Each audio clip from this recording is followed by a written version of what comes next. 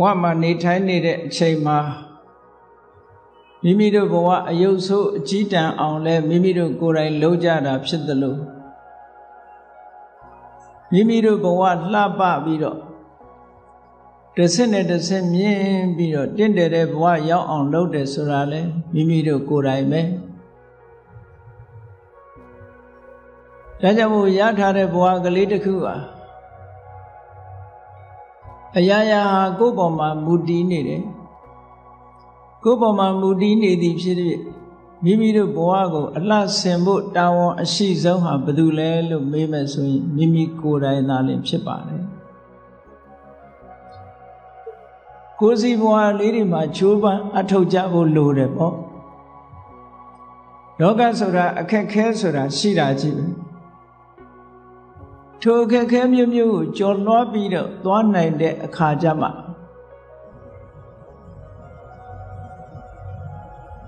တာယာဖြောင်ဖြူးတဲ့အနေအထားဆိုတာရောက်နိုင်မြတ်စွာဘုရားကိုယ်တော်တိုင်ပဲဘုရားဖြစ်ဖို့အတွက်အားလုံးဗုဒ္ဓဘာသာဝင်သူတော်စင်တွေသိကြတဲ့အတိုင်း6 နှစ်ပတ်လုံးအလွန်ပင်ပန်းခဲရင်တဲ့အကျင့်တွေကိုကျင့်ပြီးတော့မှဘုရားဖြစ်ဖို့လမ်းစာကိုရှာလို့တွေ့တာလွယ်လွယ်ကူကူနဲ့နေပြီးတော့ထိုလမ်းစာကိုအလွယ်တကူနဲ့တွေ့ပြီးအလွယ်တကူဘုရားဖြစ်သွားတာမဟုတ်ဘူးတဲ့အဲ့ဒါကိုနမူနာယူပြီးတော့ကြည့်မယ်ဆိုရင်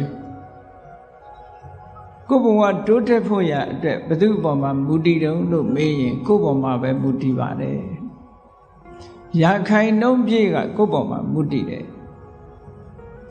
ဒါကြောင့်မို့လို့စာပေကျမ်းဂန်တွေမှာဆိုလို့ရှိတယ်ဥပရိတမတ္တမေဝဟိ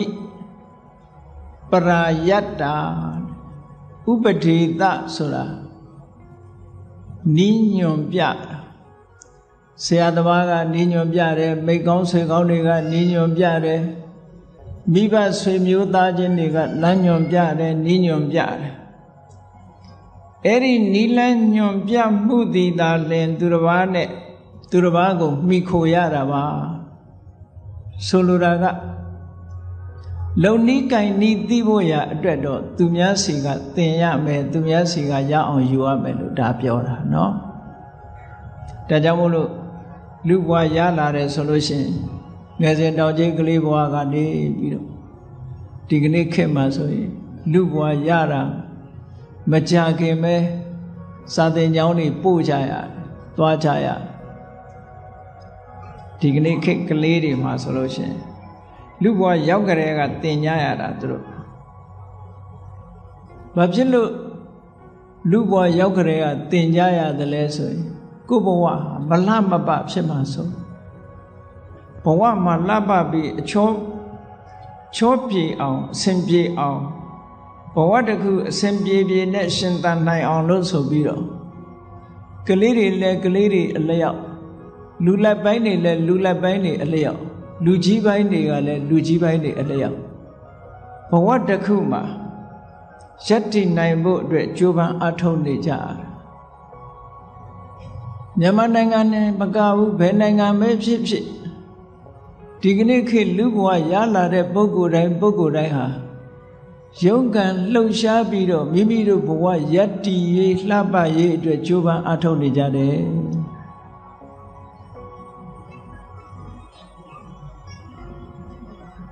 အဲ့ဒါလို့ကြိုးပမ်းအားထုတ်ကြမှာအောင်မြင်မှုဆိုတာရတယ်အဲ့ဒါလို့ကြိုးပမ်းအားထုတ်တဲ့အခါမှာမိမိရဲ့ကြီးကုန်သောမိဘတွေတို့ဆရာသမားတွေတို့ဆွေမျိုးသားချင်းတွေတို့မြင်ဆရာကြားဆရာဆိုတာလို့ပတ်ဝန်းကျင်ကမိတ်ဆွေသင်္ဃာတွေတို့ထိုပုဂ္ဂိုလ်တွေစီကစံနမူနာတွေသူတို့ရဲ့အကြံပေးချက်တွေဟောတဲ့လောက်ပဲရယူလို့ရတယ်ဒါကြောင့်မို့စာပေကျမ်းဂန်မှာဆိုထားတဲ့စကားလေးတစ်ခုอ่ะဥပရိတမတ္တနီလန်းညွန်ပြယုံကလေးတက်တက်တာပရာယတ္တာသူတစ်ပါးနဲ့ပတ်သက်ပါတယ်တဲ့အညာတဗ္ဗတံပတ္တိတခြားအောင်မြင်မှုမှန်သမျှဟာအတ္တဒိနမေဝကိုနဲ့သာသက်ဆိုင်တယ်ဟောခုပါကိုလောက်ရမယ်လို့ပြောတာเนาะ ဒီစကားဟာဘလောက်လက်တွေ့ကြသလဲဆိုတာအလုံးအသိဘယ်ရာပဲဖြစ်ဖြစ်မိဘကပတ်စံတတ်နိုင်လို့ကလေးတွေကြောင်းကောင်းတွေဘလောက်ပဲပို့ဘလောက်ပဲထားသာသမီကိုယ်တိုင်ကမကြိုးစားဘူးဆိုလို့ရှိရင်အောင်မြင်မှုမရဘူးဆိုတာထင်ရှားလူကြီးပဲဖြစ်ဖြစ်လူငယ်ပဲဖြစ်ဖြစ်အခြေအနေတွေကဘလောက်ပေးကောင်းတဲ့အခွင့်အလမ်းတွေဘလောက်ရှိကိုယ်တိုင်ကကြိုးပမ်းအားမထုတ်ဘူးဆိုလို့ရှိရင်အောင်မြင်မှုဟာအနည်းငယ်သာရှိနိုင်တယ်နောက်ဆုံးလုံးဝမအောင်မဲနဲ့ဘဝတစ်ခုလုံးကြာရှုံးသွားကြတာလည်းရှိတယ်ဘာဖြစ်လို့လူဘဝဆိုတာကမ္မဖလူပစီဝီတဲ့ကမ္မဖလဆိုတာကိုလုပ်တဲ့အလုပ်ပေါ်မှာကမ္မဖလူပစီဝီနတ်တွေဆိုတာကံတရားပေါ်မှာအမိပြုပြီးတော့တမွေးရလူဘဝဆိုတာကြတော့ကံတရားတစ်ခုတည်းကိုအမိပြုရတာမဟုတ်ဘူးတဲ့ဥဋ္ဌာဏဖလူပစီဝီတဲ့တက်ကြွနဲ့အမြဲတမ်းလုပ်နေဖို့လိုအပ်တယ်လို့ဆိုလူဘဝဟာကြိုးစားမှုလုံလဝိရိယကိုအခြေပြုပြီးတော့ယတ္တိရမှာဖြစ်တယ်ကံတရားပေါ်မှာတို့တွေကံအတိုင်းပဲလို့ဆိုပြီးတော့ကံကိုယုံပြီးတော့ကိုယ်ဘဝလုံးကိုအနန္တရမှာလည်းမဟုတ်ဘူးနောက်တစ်ခုကဖန်ဆင်းရှင်ဆိုတာကိုယုံကြည်ပြီးတော့ဖန်ဆင်းရှင်ရဲ့ဆန္ဒအတိုင်းဖြစ်ရမယ်လို့ဆိုပြီးတော့ဖန်ဆင်းရှင်ကိုယုံကြည်ပြီးတော့လည်းအနန္တရမှာမဟုတ်ဘူးယောက်ျားတကွန်လူရည်ချွန်ကဆိုတဲ့စကားလိုပဲလူရည်ချွန်ယောက်ျားဟာကောင်းကင်မှာရှိတဲ့ကြယ်တောင်မှအလိုရှိရင်ဆွတ်ယူနိုင်တယ်လို့ဆိုတာအားပေးစကားပြောထားတဲ့စကားတွေလူတွေလုံးလို့ရှိရင်ရတယ်ဆိုတာဒီကနေ့အမတန်မှထင်ရှားတယ်ကြည့်လေပဂတိလူတွေရဲ့အနေထားတစ်ခုကိုပဲကြည့်လိုက်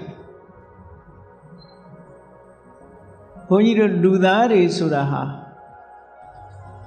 ကာယဗလအနေနဲ့လည်းပဲဆင်ကြီးနဲ့ရှင်ပြိုင်နိုင်စွမ်းမရှိပါဘူးဆင်ရဲ့ခွန်အားကိုလူသားတွေကမမီဘူးတရိษံဖြစ်တဲ့ဆင်တဲ့ခွန်အားဗလအရာမှာနှိမ့်ချနေတယ်လို့ဒီလိုပြောတာဒါတွေလားလို့ဆိုလို့ရှိရင်လျင်မြန်တဲ့အဟုန်နဲ့ပြောမဲ့ဆိုလို့ရှိရင်သမင်ကလေးတွေယုံကလေးတွေရဲ့လျင်မြန်မှုနှုံးကိုလူတွေကမှီအောင်မလိုက်နိုင်ပါဘူးသမင်ကလေးတွေယုံကလေးတွေနဲ့တရိษံတွေနဲ့ရှင်ပြိုင်ပြီးတော့ပြေးမယ်ဆိုရင်လူပဲရှုံးမှာပါလူရဲ့စွမ်းအားဟာလည်းအဲ့ဒီဘက်မှာအားကိုးလောက်တာမဟုတ်ဘူးသိပြီးတော့ကဲရေထဲမှာငါးနဲ့ပြိုင်ပြီးတော့ရေကူးမယ်ဆိုရင်လည်းလူပဲရှုံးเสียရှိတယ်ကောင်းကင်မှာလည်းငှက်နဲ့ပြန်လို့ငှက်နဲ့ပြိုင်ပြီးတော့ပြန်နိုင်စွမ်းမရှိဘူးတရိษံတွေရဲ့အခြေအနေနဲ့လူရဲ့အခြေအနေရှင်ပြိုင်ပြီးတော့ကြည့်လိုက်မယ်ဆိုရင်တရိษံတွေကသားနေတဲ့အချက်တွေမြောက်များစွာရှိတယ်ခွန်အားဗလအရာမှာဆင်ကြီးကသားတယ်လျင်မြန်မှုနှုံးထားမှာဆိုလို့ရှိရင်သမင်လေးအပြည့်တန်တဲ့တတ္တဝါတွေကကိုယ်တဲ့သားတယ်ကောင်းကင်ပြန်တဲ့နေရာမှာလည်းပဲငှက်တွေကကိုယ်တဲ့သားတယ်ရေထဲမှာရေကူးတဲ့နေရာမှာဆိုလို့ရှိရင်ငါးတွေကကိုယ်တဲ့သားဒါဖြင့်လူတွေကအသာရတာဘယ်နေရာတုန်းလို့ဆိုတော့အုံနောက်လို့တင်စားပြောရတဲ့အသိဉာဏ်ပဲအဲ့ဒါကြတော့ဘယ်တရိษံကမှလူကိုမိအောင်မလိုက်နိုင်ဒါကြောင့်မို့အုံနောက်ရဲ့စွမ်းရည်ဆိုအုံနောက်ဆိုတာဘာပြောတာတုန်းဆိုပညာကိုပြော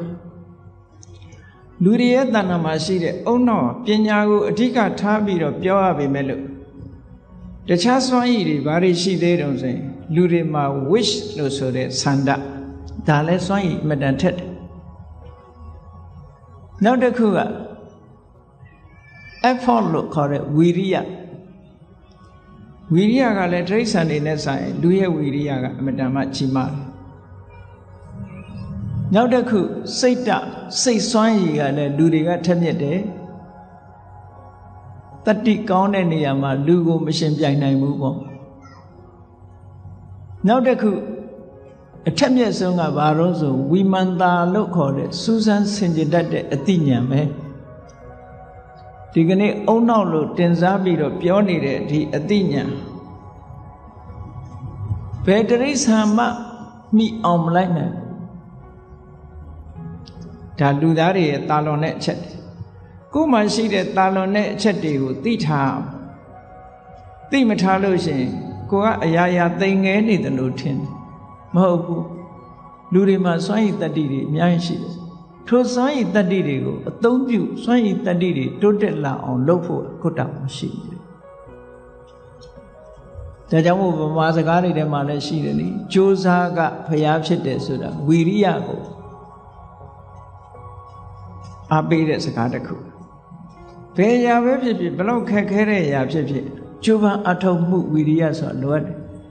ဒါမို့လူတွေရဲ့တဏ္ဍာမှာရှိတဲ့စွမ်းရည်တတ္တိတွေစန္ဒတို့ဝီရိယတို့စိတ်တတို့ဝိမန္တတို့ဆိုတဲ့ဒီစွမ်းရည်တတ္တိတွေကအမတန်မှမြင့်မားသည့်အတွက်ကြောင့်ကိုယ့်ရဲ့အင်အားကြီးတဲ့ဆင်ကောင်ကြီးကိုလည်းထိန်းချုပ်နိုင်တယ်လူတွေကကြည့်စွမ်းရည်တတ္တိဟာလူတွေရဲ့စွမ်းရည်တတ္တိနဲ့အသိဉာဏ်နဲ့ထိန်းချုပ်တာရေထဲမှာလျင်မြန်စွာကူးခတ်နေတဲ့ငါးတွေကိုလည်းလူတွေကဖမ်းယူထိန်းချုပ်နိုင်တယ်ကောင်းကင်မှာပြန်နေတဲ့ငှက်တွေကိုလည်းပဲထိန်းချုပ်နိုင်တယ်အပြည့်မြန်လာတယ်ဆိုတဲ့တတ္တဝါတွေကိုလည်းပဲထိန်းချုပ်နိုင်တယ်ဆိုဟောဘာနဲ့လူတွေကအနိုင်ရနေတာတုံးလို့ဆိုလို့ရှိရင်ခုပြောခဲ့တဲ့အုံနောက်လို့ခေါ်တဲ့အသိဉာဏ်ထိုအသိဉာဏ်နဲ့ရှင်တွဲပြီးတော့ဖြစ်လာတဲ့သန္တာတို့ဝိရိယတို့စိတ်ဓာတ်လို့ဆိုတဲ့ဒီစွမ်းအားတွေရှိလို့ဒါကလောကီကိစ္စကိုပြောတာအေးလောကရဲ့ချီးပွားရေးတွေလူတွေမလုံနိုင်တာဆိုတာမရှိဘူးလုံနိုင်တယ်အကုန်လုံးမဖြစ်သေးတာသာရှိတာမဖြစ်နိုင်တာမရှိဘူးဆိုတာလိုပဲဖြစ်နိုင်တယ်မဖြစ်နိုင်တာဆိုတာမရှိဘူး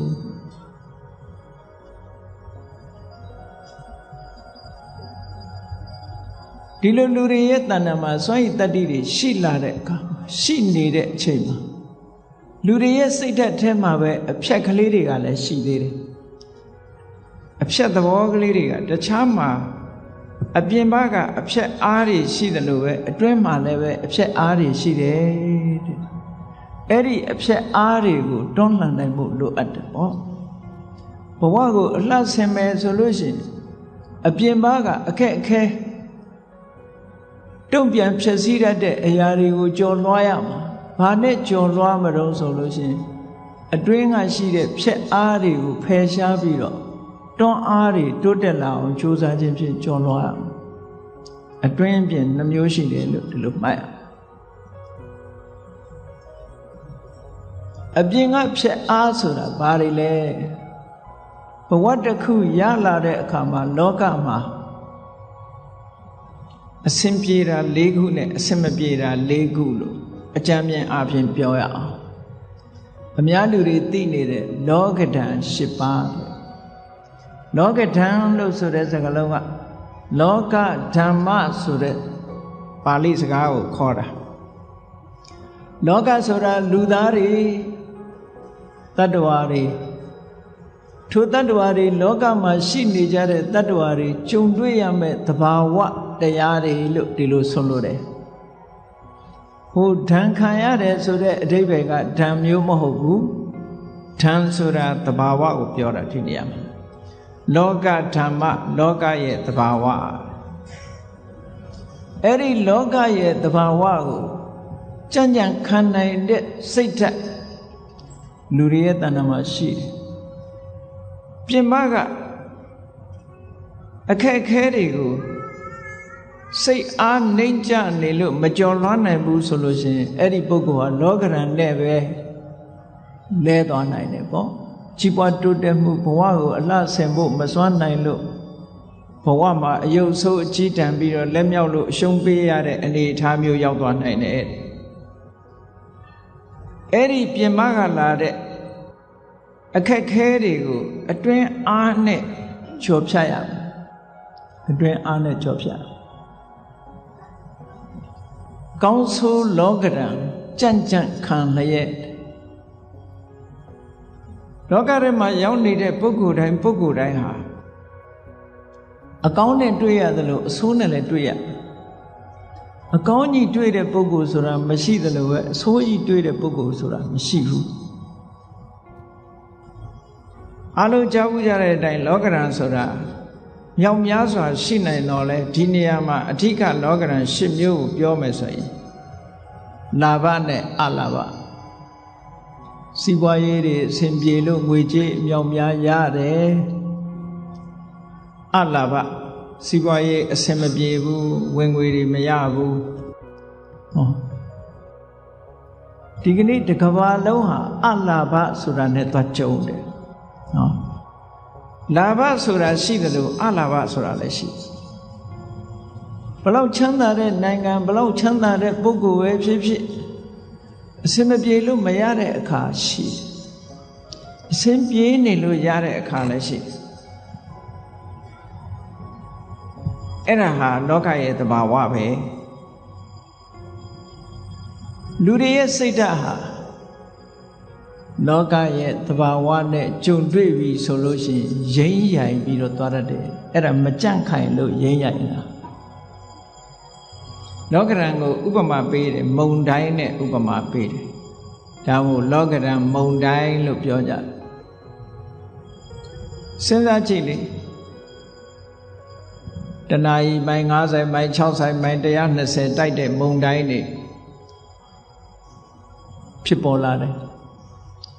ဖြစ်ပေါ်လာတဲ့အခါကျတော့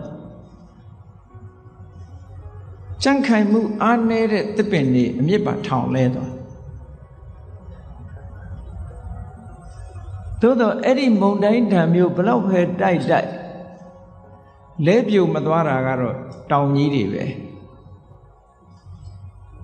အဲ့ဒါလောက်ပြင်းထန်တဲ့မုန်တိုင်းရှိရတဲ့သစ်ပင်ကဘာလို့လဲပြီးတော့တောင်ကြီးတွေကြတော့ဘာလို့မလဲသလဲလို့ဆိုရင်ကြံ့ခိုင်မှုမတူတာပဲအဲ့ဒါထို့တူပဲလောကမှာလူရည်လူဖြစ်လာတဲ့ပုဂ္ဂိုလ်တွေလောကရန်နဲ့ကြုံတွေ့လာတဲ့အခါတချို့ကဘုံဘုံလဲသွားတယ်စိတ်ဓာတ်အနေထားတွေပြက်ပြားသွားတယ်တချို့ကစိတ်ဓာတ်အနေထားမပြက်ပြားပဲနဲ့ရင့်ကျက်မှုတွေပို့ပြီးတော့ရလာတယ်တောင်ကြီးလိုခိုင်မာတယ်တချို့ပုဂ္ဂိုလ်တွေကတစ်ပင်လိုရိမ့်ရိုင်နေတယ်လောကရန်ချင်းကြုံတွေ့တာချင်းတူတူပဲလောကရန်မုန်တိုင်းရဲ့အတိုက်ခံရတာချင်းတူတူပဲသို့တော့အတွင်းအစ္ဆဒစိတ်ဆွမ်းအားအသိဉာဏ်စွမ်းအားနည်းပြီဆိုလို့ရှိရင်ရိမ့်ရိုင်ပြီးတော့နေရတဲ့သစ်ပင်သို့မဟုတ်အမြစ်ပါကျွတ်ထွက်ပြီးတော့လဲသွားတဲ့သစ်ပင်သို့မဟုတ်အကိုင်းတွေပါတွေကျိုးပဲ့သွားတဲ့သစ်ပင်လိုပဲလောကရန်ကိုမုန်တိုင်းရဲ့ထံကိုခံလိုက်ရတဲ့အခါမှာမလှမပဖြစ်သွားကြရတောင်ကြီးတွေကြတော့တဇက်ကမလှုပ်ရှားမှုမပြုတ်ပဲနဲ့မုံတိုင်းတွေဘလောက်ပြင်းထန်တောင်ကြီးတွေကကြန့်ခိုင်နေကြတယ်အဲ့တော့ဘုန်းကြီးတို့တွေဟာကိုယ့်ရဲ့စိတ်ဓာတ်တွေကိုတောင်ကြီးလိုခိုင်မာအောင်ကျင့်ဖို့လိုတယ်လေ့ကျင့်ပြီးတော့ယူရမယ်လို့ဒါပြောတာเนาะသူ့ဘာသူအလိုလျောက်ဖြစ်လာတာမဟုတ်ဘူးလောကဓာတ်ဆိုတာလေ့ကျင့်တွေ့ကြုံလာပြီဆိုလို့ရှိရင်မုံတိုင်းတန်ကိုခံနိုင်အောင်စိတ်ဓာတ်ရဲ့ကြံ့ခိုင်မှုဆိုတာလေ့ကျင့်ပေးရတယ်မုံတိုင်းရဲ့ထံလောကဓာတ်ရဲ့သဘာဝကိုတုံလို့တယ်ဆိုတာဘာပြောတာစီးပွားရေးဖြစ်ထွန်းလို့ငွေကြေးဒနာမြောက်များစွာရပြီဆိုရင်အစဉ်ပြေးတာလူတွေရဲ့စိတ်ဟာဘာဖြစ်လာဘဝင်မြင့်လာကိုယ့်ကိုဘဝင်မြင့်လာပြီးတော့သုံးတယ်ဖြုံးတယ်မော်တယ်ကြွားတယ်အောက်ခြေလွတ်လာတယ်အဲ့ဒါလောကဓာတ်မခံနိုင်တာပဲသို့တော်လူထုအများစုကအောင်မြင်ကြီးပွားနေရင်လောကဓာတ်လို့မထင်ဘူးအောင်မြင်ကြီးပွားနေတဲ့အခါမှာကောင်းစားနေတယ်လို့ပဲထင်တယ်လောကဓာတ်လို့မထင်ဘူးစိတ်ဓာတ်ကြံ့ခိုင်မှုမရှိတဲ့ပုဂ္ဂိုလ်ကအောင်မြင်လာပြီဆိုလို့ရှိရင်